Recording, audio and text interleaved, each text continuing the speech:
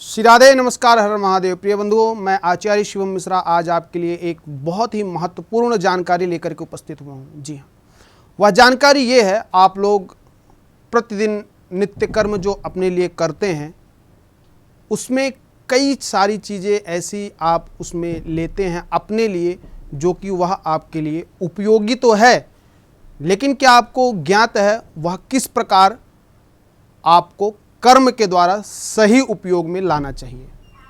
आज वो सारी चीज़ें आपको इस वीडियो में बताऊंगा। जैसा कि आप लोग नियमित रूप से अपने घर में मंदिर के समक्ष बैठ करके अपने लिए आप पूजन करते हैं, पाठ करते हैं, जिस भी भाव से आप जिसका भी आप पाठ या जाप करते हैं, क्या आपको लगता है वह शुद्ध और सही कर्म और सही विधि के द्वारा आप करते हैं?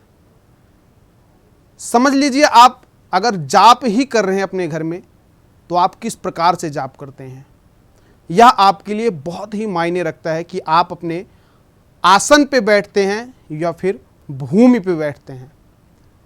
लेकिन जो व्यक्ति भूमि पे बैठते हैं उनके लिए भी यह उपयोगी है। जो व्यक्ति आसन पे बैठते हैं उनको शुद्धिकरण अवश्य करना चाहिए। जो व्यक्ति भूमि पे बैठते हैं उनको भूमि वंदना अवश्य करनी चाहिए।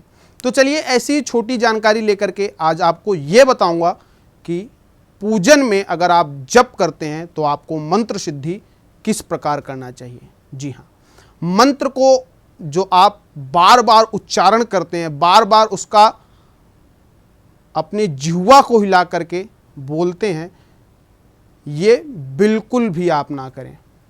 मंत्र हमेशा गुप्त रहना चाहिए, जिसे कहते हैं गोपनीय। जिस भी देवी देवता का आप मंत्र जाप करते हैं वह हमेशा गोपनीय रखना ही चाहिए आपको, तभी वह मंत्र सिद्ध होगा आपका। अब आप कहेंगे अगर हम बोल करके नहीं करेंगे,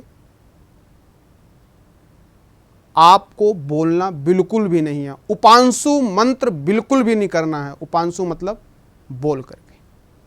आपको हमेशा अपने मन में स्मरण करना है उस मंत्र को। उसके बाद आप एक माले की दाना बढ़ाइए।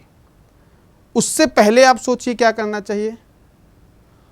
आप जिस भी माला को प्रयोग करते हैं उस माला को सबसे पहले अपने गोमुखी से निकाल करके अपने उल्टे हाथ में जल लेकर के माला के मूल भाग, जिसको कहते हैं सुमेरु, सुमेरु को पकड़ के जल में ऐसे लगाना है। उसके बाद मंत्र पढ़ना आपको। ओम महामाले महामाये सर्वशक्ति स्वरूपिणी चतुर्वर्गस्तै नस्तस्मान में सिद्धिदा भवा अविघ्नं कुरु माले त्वं गृह्णामि दक्षिणे करे जपकाले च सिद्ध्यर्थं प्रसीदा मम सिद्धये।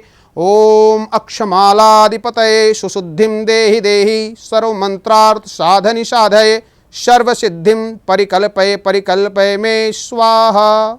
इस प्रकार आपको सुमेरु पकड़ के तब तक जल में भिगाए रखना है। उसके बाद पूरी माला को जल में भिगा करके सुमेरु को पकड़ करके अपने नेत्रों से लगाएं, मस्तिष्क से लगाएं।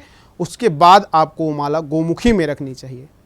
गोमुखी में रखने के उपरांत ये उंगली हमेशा बाहर रहती है, फिर माला इस प्रकार चलती है। फिर आप ध्यान लगा करके अगर आप पद्मासन लगाते हैं तो पद्मासन बहुत ही अच्छा है आपके लिए, और जिस मंत्र की सिद्धि करना चाहते हैं वह बहुत ही जल्द वह मंत्र सिद्ध होगा अगर आप पद्मासन लगा करके उस मंत्र का जाप करते हैं।